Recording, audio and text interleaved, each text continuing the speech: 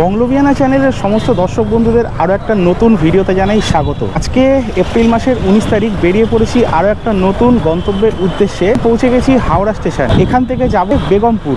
বেগমপুর কেন যাচ্ছি?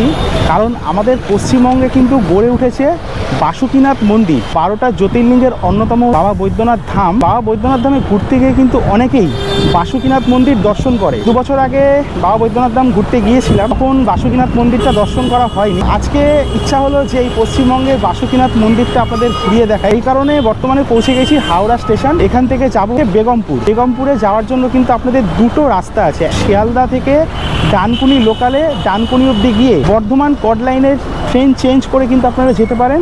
আদারওয়াইজ আপনারা এই হাওড়া স্টেশন থেকে বর্ধমান কড লাইনের ট্রেন ধরে কিন্তু সরাসরি কিন্তু বেগমপুর পৌঁছাতে পারেন। চলুন প্রবেশ করব হাওড়া স্টেশন। হাওড়া থেকে ভাড়া হচ্ছে মাত্র 10 টাকা। সমস্ত কিছু থাকবে আজকের এই ভিডিওতে।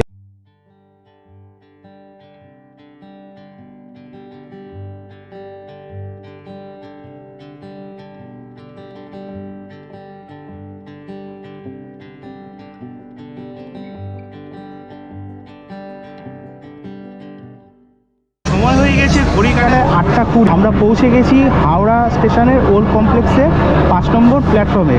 এখানে আমাদের দিয়ে দিয়েছে হাওড়া বর্ধমান কড লাইন 36819। এটা 8টা 25-এ বর্ধমান উদ্দেশ্যে ছেড়ে যায় এবং বেগমপুর পৌঁছায় মোটামুটি ওই 45 মিনিট মতো সময় লাগে। জার্নি করে আমরা বেগমপুর পৌঁছাবো।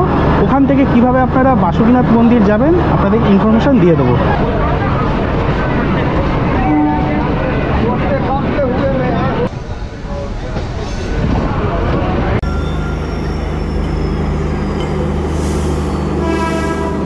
হাওড়া স্টেশনের 5 নম্বর প্ল্যাটফর্ম থেকে আমাদের ট্রেন ছাড়লো। সময় লাগবে কম বেশি 30 থেকে 35 মিনিট, আর দূরত্ব কিন্তু 20 কিলোমিটার। বেগমপুরের ভাড়া হচ্ছে এখান থেকে 10 টাকা। জার্নিটা এনজয় করা যাক।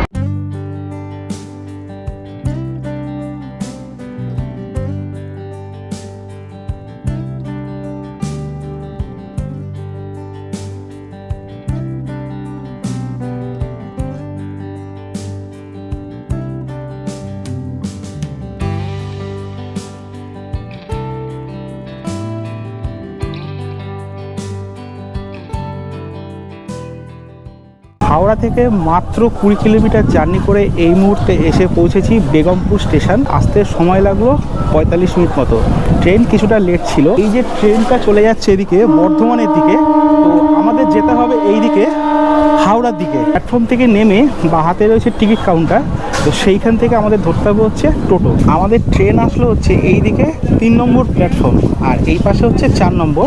তো আমাদের সোজা নামতে হবে। নামার পরেই বাঁ দিকে দেখতে পারবেন হচ্ছে টিকিট কাউন্টার রয়েছে বেগমপুর স্টেশনে। 3 নম্বর প্ল্যাটফর্মে নামার পর এই যে দেখতে পাচ্ছেন লেভেল ক্রসিংটা আছে, এই লেভেল ক্রসিংয়ের পাশেই রয়েছে হচ্ছে টিকিট কাউন্টার। টিকিট কাউন্টারের পাশে টোটো স্ট্যান্ড আছে, টোটো করে আপনারা কিন্তু পৌঁছাতে পারেন। এছাড়াও যদি আপনারা ফুটব্রিজ হয়ে নামতে চান, ফুটব্রিজ হয়ে কিন্তু নামতে পারেন। গরমে এরকম জার্নি কিন্তু বেশ ভালোই। এই ছোটোখাটো জার্নি করা যেতেই পারে। দেখুন, সবসময় তো আর পাহাড় সমুদ্র এগুলো যাওয়া সম্ভব হয় না। তো এই জার্নিগুলো সকাল সকাল বেরোন এবং একবেলার মধ্যে হয়ে যায়। সকাল সকাল বেরোলে কি হয়, রোদটা খুব একটা পড়ে না।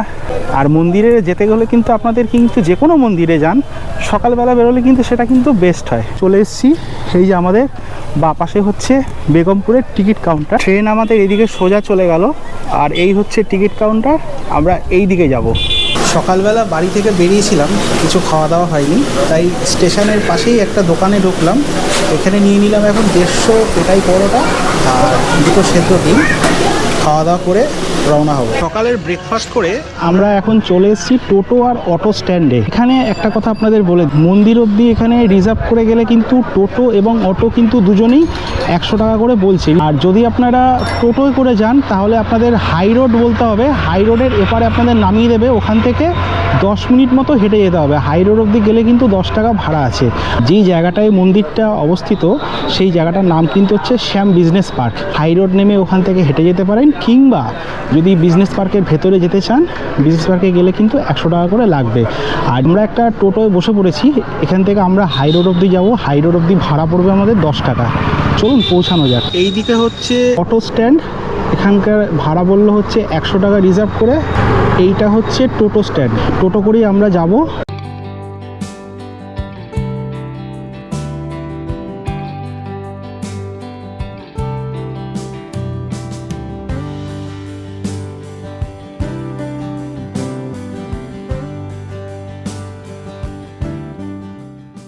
স্টেশন থেকে আমরা মিনিট 10 টোটো করে আসলাম। এই মুহূর্তে নেমে পড়েছি দুর্গাপুর হাইওয়ে। এই যে এটা হচ্ছে দুর্গাপুর হাইওয়ে, আর সোজা চলে যাচ্ছে কিন্তু সিঙ্গুরের দিকে। এই গলিটা রাস্তাটা এখান থেকে আমরা আসলাম, আমাদের যেতে হবে জাস্ট মিনিট 10 হেঁটে।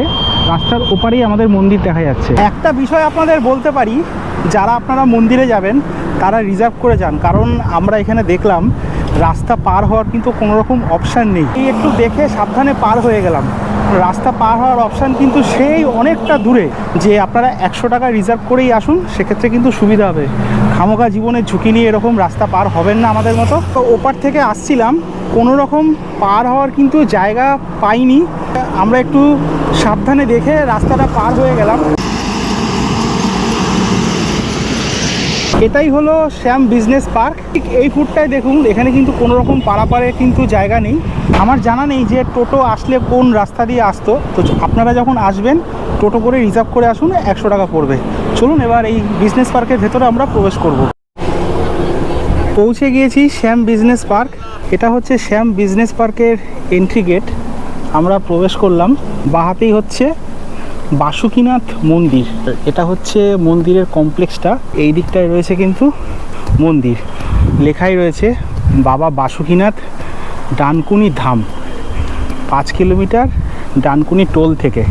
বাসুকীনাথের এই মন্দির খোলা থাকে প্রতিদিন সকাল 6টা থেকে দুপুর 12টা এবং বিকেল 4টে থেকে 8টা অবধি। আপনাদের মন্দিরের টাইমিংটা বললাম, একটু চেঞ্জ আছে এখানে। শনিবার এবং ছুটির দিন মন্দির 6টা থেকে 1টা এবং বিকেলে 3টে থেকে 8টা অবধি খোলা থাকে। জাস্ট একটু পরিবর্তন হলো। এবার আমরা মন্দিরে প্রবেশ করব। আর মন্দিরে প্রবেশের দুপাশেই রয়েছে দুটো হাতির মূর্তি। মন্দিরে ঢোকার আগেই রয়েছে জুতো রাখার জায়গা এবং বাঁদিকে রয়েছে হাত পা ধোয়ার জায়গা।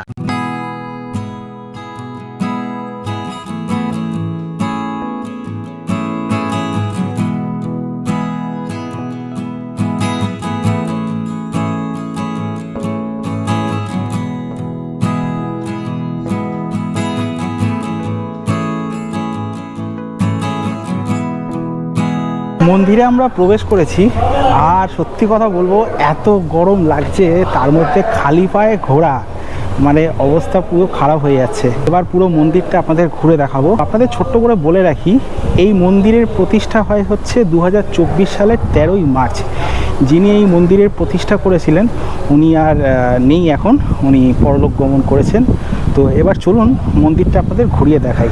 মন্দিরে প্রবেশ করার পরে সামনেই রয়েছে বাবার মন্দির এবং পেছনে রয়েছে মায়ের মন্দির। বাম পাশে রয়েছে অজস্র ছোট ছোট মন্দির এবং মহাদেবের জীবনী ভাস্কর্যের মাধ্যমে ফুটিয়ে তোলা হয়েছে। ডান দিকে রয়েছে অতিথি নিবাস এবং নিচে রয়েছে বিশ্রামের জায়গা। এই ডান দিকেই রয়েছে এই মন্দিরের যিনি প্রতিষ্ঠাতা, দেখুন ওনার একটা জাস্ট মূর্তি করে রেখেছে।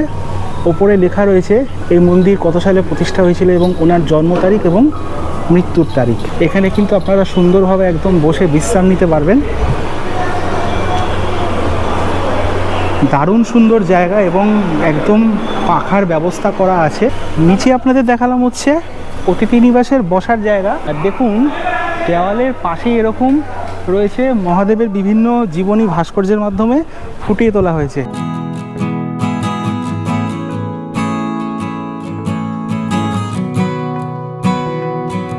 মন্দিরের ডান পাশ আপনাদের দেখিয়ে দিলাম, এখানে অতিথি নিবাস আছে। এইবার যাব আমরা মন্দিরের বাঁ পাশে, যেখানে বিভিন্ন দেবদেবীর মন্দির রয়েছে এবং স্বয়ং বাবার মন্দির তো আছেই। বরং যতই হোক নতুন নতুন জায়গায় কিন্তু ঘুরতে আসলে কিন্তু বেশ ভালোই লাগে। আর এই মন্দিরে কিন্তু কোনো ভিডিও করার ওপর নিষেধাজ্ঞা নেই, আপনারা আসলে নিশ্চিন্তে কিন্তু ভিডিও করতে পারবেন। চলুন এক এক করে এবার মন্দিরগুলো আপনাদের দেখা। ঠান্ডা জলের ব্যবস্থা আছে, আপনাদের জল খাবার দরকার পড়লে জল খেতে পারেন। প্রথমেই রয়েছে হনুমানজির মন্দির।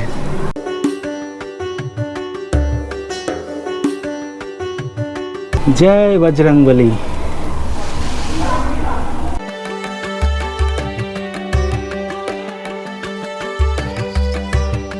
বজরংবলীর মন্দিরের পাশেই রয়েছে মা বগলামুখীর মন্দির।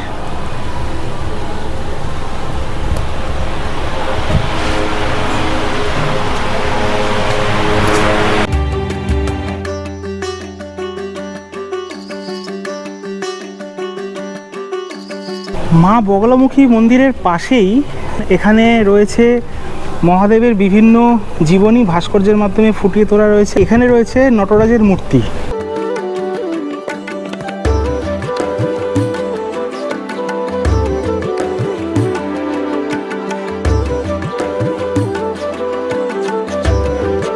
দেওয়ালের এই ভাস্কর্য কিন্তু খুব সুন্দরভাবে কিন্তু ফুটিয়ে তোলা রয়েছে। এই পাশে রয়েছে নন্দী মহারাজ আর এই দিকে রয়েছে বাবার মন্দির।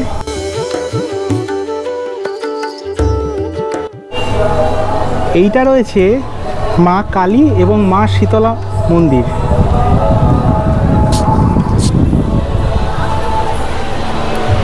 আর প্রত্যেকটা মন্দিরে যখন ঢুকবেন তখন কিন্তু দেখুন এখানে মাথায় যাতে আপনাদের না লাগে দেওয়া রয়েছে এবং মাথা নত করেই কিন্তু ঢুকতে হবে, যেহেতু ভগবানের মন্দিরে আপনারা ঢুকছেন।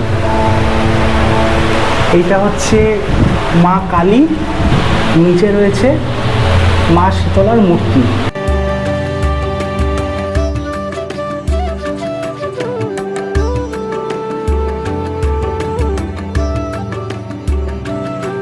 মা কালীর মন্দিরের পাশেই দেখা যাচ্ছে আরও বেশ কিছু ভাস্কর্য।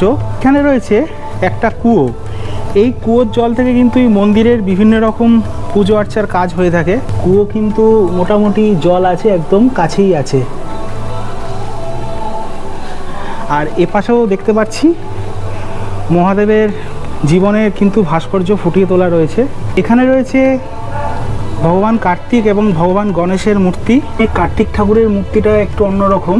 এপাশে রয়েছে গণেশজির মূর্তি।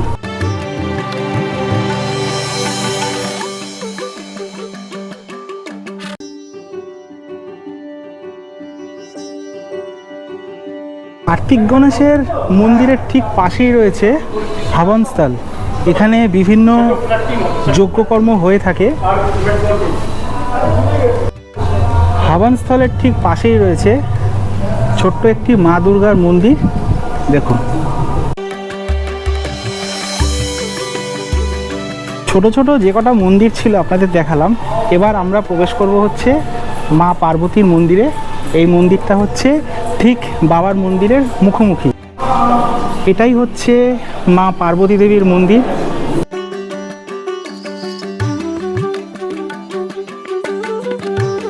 মন্দিরের গর্ভগৃহে যখন প্রবেশ করবেন মাথাটা কিন্তু নত করে ঢুকবেন সবসময়।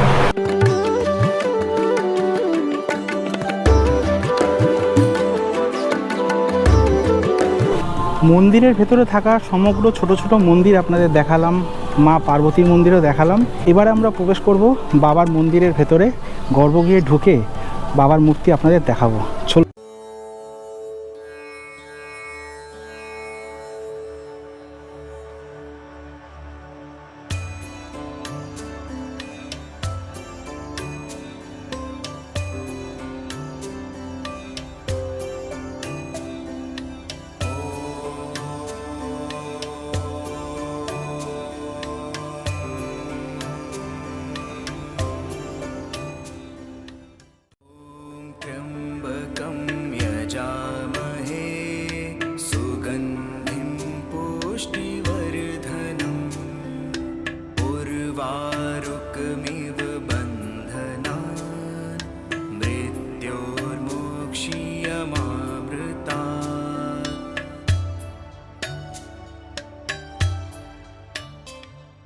বাবার মন্দিরে গেলাম, দর্শন করলাম।